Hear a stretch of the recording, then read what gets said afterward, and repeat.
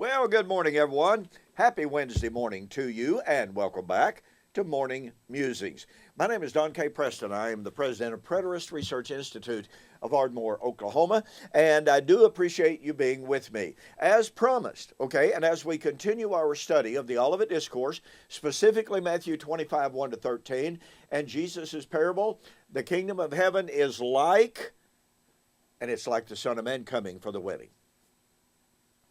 And we have discussed at length the exegetical evidence to demonstrate and to prove that the wedding was in AD 70.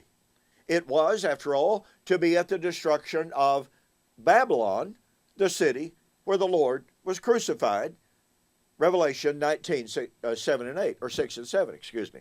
And so, we have discussed that, and look, there's a whole lot more that I could talk about in support and corroboration of demonstrating that the wedding was in the first century, which proves any attempt to divide the Olivet Discourse into two different subjects. One, a discussion of AD 70 and the fall of Jerusalem at that time, versus a discussion of the so-called end of time at the so-called imaginary end of the Christian age. The demonstration that the wedding of Matthew 25, 1 to 13 was in the first century completely and totally falsifies the two-subject concept of the Olivet Discourse. And you know what? That proves the apostles were not confused or ignorant when they conflated their question about the fall of Jerusalem with the Lord's coming in the end of the age, as most commentators claim that they were. So, all of that said, as I suggested both Monday and yesterday, I want us to take a look at what does this mean? What is the application of saying the Lord came in AD 70? Well, my goodness, that's one of those where do we begin type of things.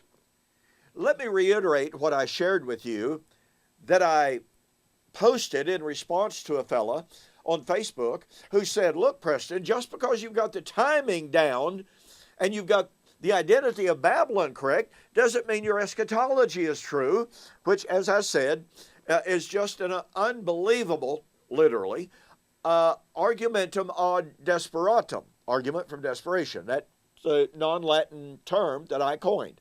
No, it's not a literal Latin term. I invented it. Okay, means argument from desperation.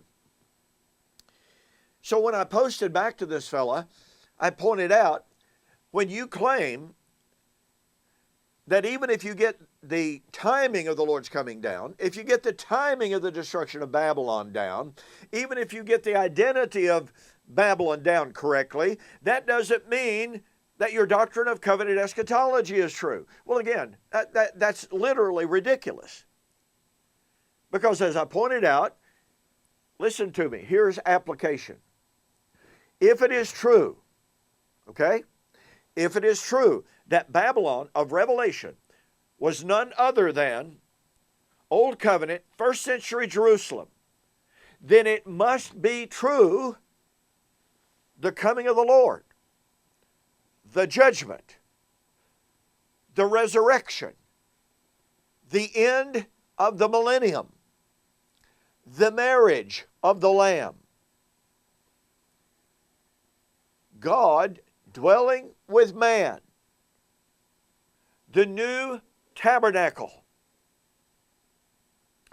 have all been fulfilled. Now, I know that raises all sorts of questions in the minds and the hearts of an awful lot of people. How can you say the resurrection already passed? You're a heretic. Well, we're not going over that territory. But again, as I pointed out to this guy, you can't agree that Babylon was first century Jerusalem without admitting the resurrection has occurred. Because the resurrection occurs in the book of Revelation at the time of the coming of the Lord, at the time of the judgment, the great white throne judgment, at the end of the millennium. That's when the resurrection takes place. So you just can't admit that the timing is right the identity of Babylon is right without admitting that all of those things have taken place. So that means that we have to be willing to rethink, to restudy, to reformulate, to redefine our expectations and to bring them into harmony with what the Bible says. And that goes to the definition of what does it mean for God to dwell with man. Now, first of all, let's address very, very quickly one critical theological point. Our dispensational friends say, well, at the coming of the Lord, the rapture, the church is removed from the earth. Poof, gone. And of course, Ed Stevens, who claims to be a preterist, invented his own rapture doctrine and has written on it extensively. He and I have been having this almost endless debate that he keeps stretching out. You know, we're supposed to submit our presentations to one another within 2 weeks after receiving the other fellows. Well, he stretched it out for almost 3 months in violation of the rules. But all of that aside, Stephen says that in AD 70 there was a rapture. That the faithful Christians literally disappeared. Now, he says it's not like the dispensational doctrine, but hey, if you disappear, you disappear, right? It doesn't matter if clothes are left behind or not. That's irrelevant. If you say there was a rapture. Now, here's the point, and then I'm moving on. I'm not spending much time with that. John said, I saw the new Jerusalem coming down, what? No, John, you got it wrong. The church was going up. The church was supposed to be raptured, removed, taken up. John said, I'm sorry, you weren't paying attention. I saw the new Jerusalem coming down from God out of heaven, and a great voice saying, the tabernacle of God is with man. There is not a hint of a clue of a suggestion of a rapture of any kind. Now, the dispensationalists may turn around and say, well, yeah, this is at the end of the millennium. Well, that's problematic. I won't go into that. That's more theological. Point of fact is, if it's the church coming down, it's not the church going up. What's the result of that? What is the result? And by the way, I've got one more quick theological point.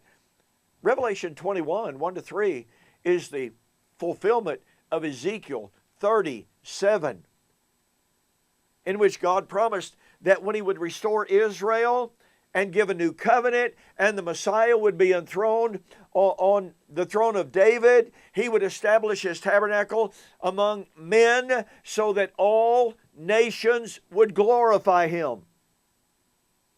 That's what Revelation 21 is, which kind of gets back to the point that the wedding is about the time of the fulfillment of God's covenant promises to Old Covenant Israel, doesn't it? If this is about the fulfillment of Ezekiel 37, and scholars are united in saying that it is,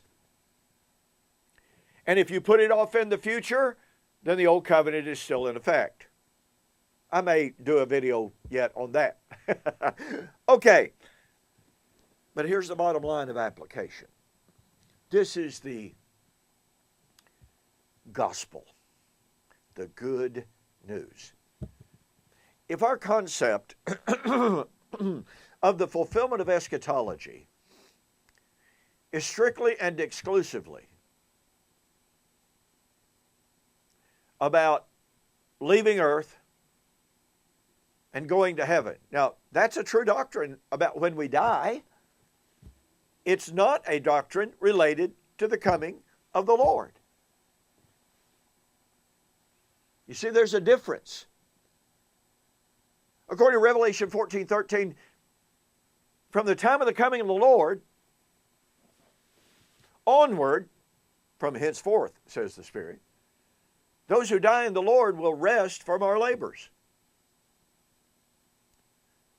And it's in the New Jerusalem that spans, by the way, that spans heaven and earth.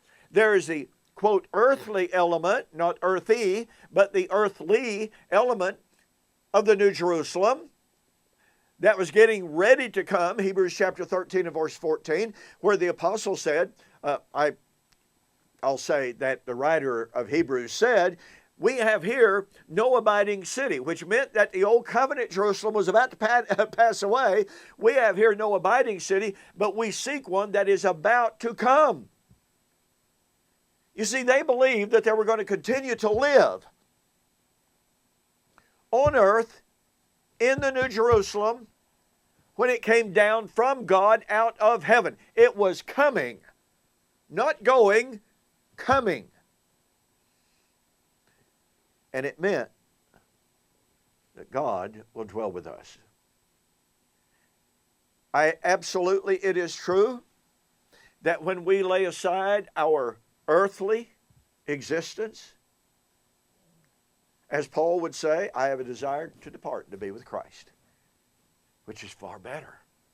Far better even than family relationships here, far better than enjoying this physical realm. It's far better.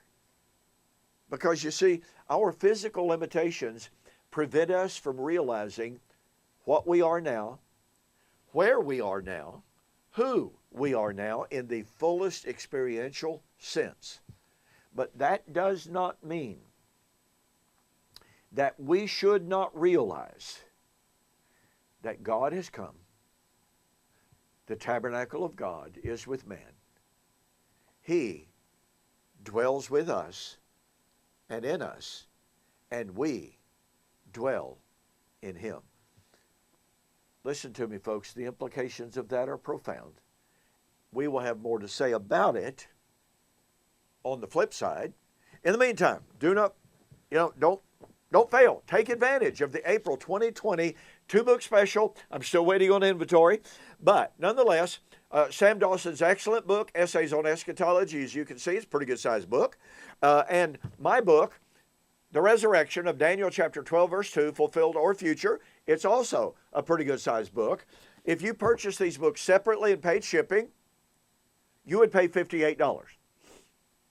For the month of April 2021, U.S. orders only, your total delivered price is $37.50, saving you $10. So go to my website, donkpreston.com, BibleProphecy.com, wonderful tab right up at the top. Just click on that, and it'll walk you right through it. Hey, listen, we've got more. We've got more on the application of fulfilled eschatology based on Revelation 21 and 22. So I'll see you on the flip side.